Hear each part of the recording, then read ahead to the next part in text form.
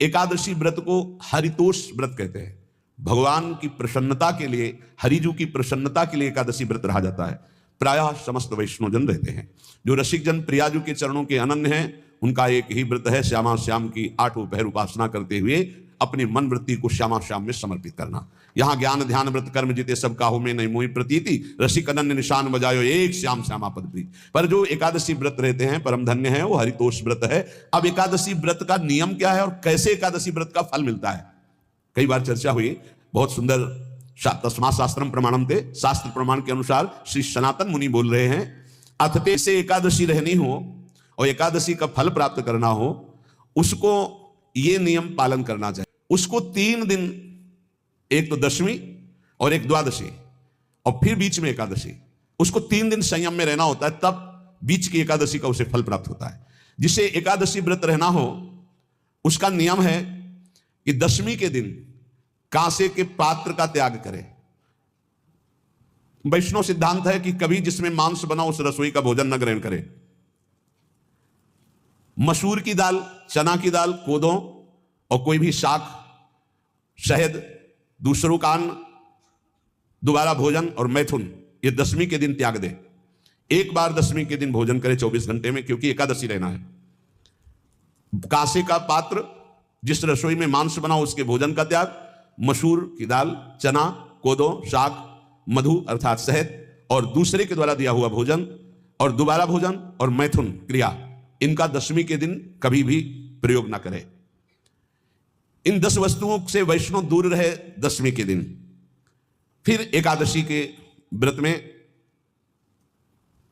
ये पीछे तो हम वर्णन कर ही चुके हैं, कहीं नहीं आया यहाँ कुटू का वो कचौड़ी पकौड़ी और सिंघाड़ा का हलवा और ये दुनिया के खीर और सब। ये एकादशी के दिन किसी भी तरह की गेम आदि क्रीड़ा ना खेले। जैसे अब आज व्रत है तो बैठे हैं अपना मोबाइल में गेम खेल रहे हैं, ऐसा कोई भी क्रीड़ा नहीं। द्वित क्रीड़ा, किसी भी तरह का गेम, ये सब खेल नहीं।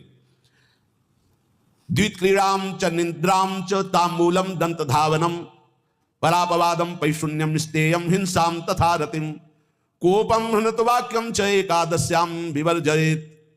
एकादशी के दिन उपासक को चाहिए कि वो किसी भी तरह की क्रीड़ा, मनोरंजन बिल्कुल नहीं। चनिद्राम, नींद नहीं लेनी उसको, न दिन में न रात में, एकादशी व्रत। और प्रायः पुराने महापुरुषों ने ऐसा किया है। रामदास जी डाकोर के रात में जाते थे, रणछोड़ भगवान के यहाँ कीर्तन करते थे जाकर, तभी तो भगवान उनके कीर्तन पर, उनकी भक्ति पर रीछ कर गाड़ी में बैठकर उनके साथ आए थे। पूरी रात जगकर कीर्तन करना, दिन में तो सोना ही निषेध है। द्वित क्रीड़ाम च निद्राम च तांबूलम,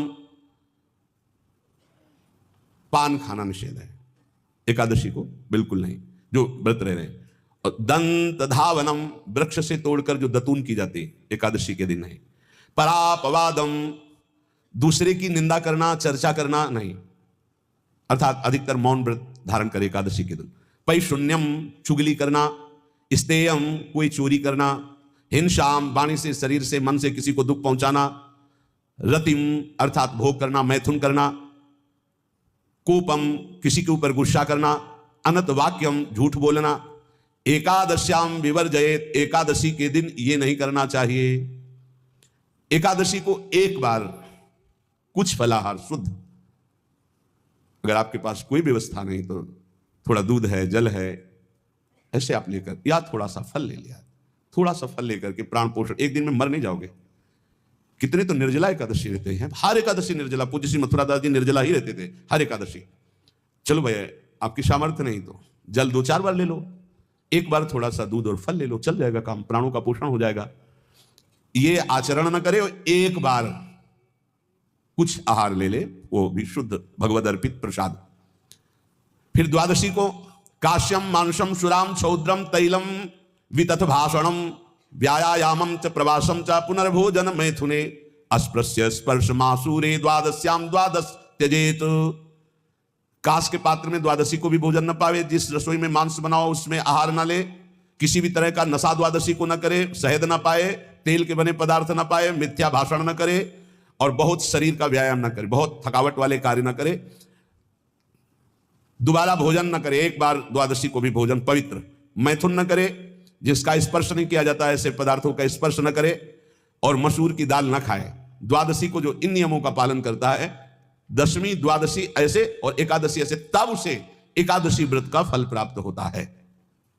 जो इस पद्धति से एकादशी, ये जो मनमानी है सब नहीं, हर पदार्थ मिल जाएगा आपको फलाहार में, हर पदार्थ। हमको बताया गया कि आपको जो चाहो सब पदार्थ फलाहार का। अरे भाई, हरितोष व्रत है तो हरि प्रसन्नता के लिए एक दिन भूखे रहने बहुत आनंद आता है।